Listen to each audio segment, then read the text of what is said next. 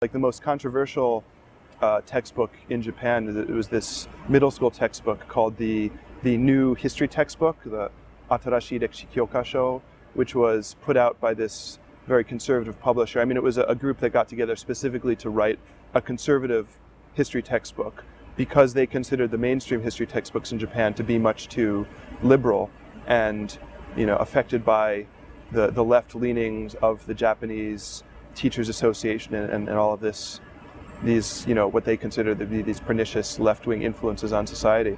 The fact is, the Japanese history textbooks are actually published by private companies, but then they're regulated by the government. There's an office in the Ministry of Education that goes over the private textbooks and can ask them to make certain changes. So they have this back and forth process of editing where both the more left-wing textbooks and this very controversial conservative textbook go through the editing process, and both of them have had some of the more ideological elements sort of worn down by the editing process, and they both end up a little bit more mainstream. The difference is not so much having false information in the textbooks. I wouldn't say that even this very conservative right-wing textbook had a lot of really inaccurate information in it. It's more what's left out. What things do they not discuss? So they don't mention, things like the Nanjing massacre or the comfort women issue.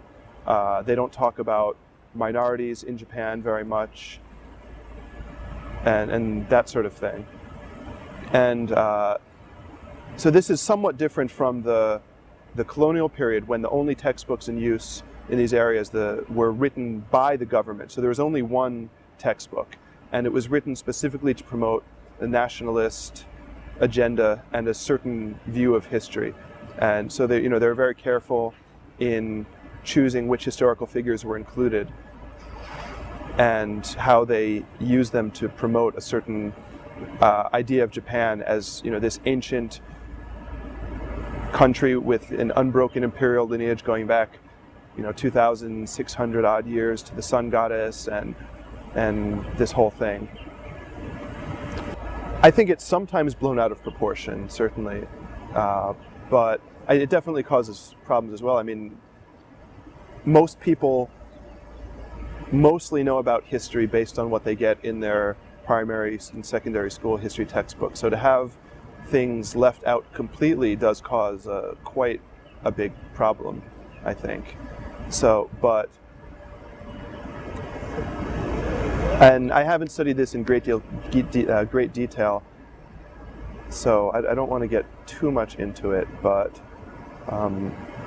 actually, let me talk briefly. There's one very, very controversial incident a few years ago when the textbook committee asked the textbooks in Japan to remove references to the incidents in World War II when the Japanese army was forcing Okinawan residents to commit suicide before the American army came in. And this is a very well-known piece of history that's especially well-known in Okinawa, in which, children or women were handed grenades or lined up on cliffs and more or less ordered to commit suicide before the American army came in, who they were told were going to murder children, rape women, and just generally act like savages. And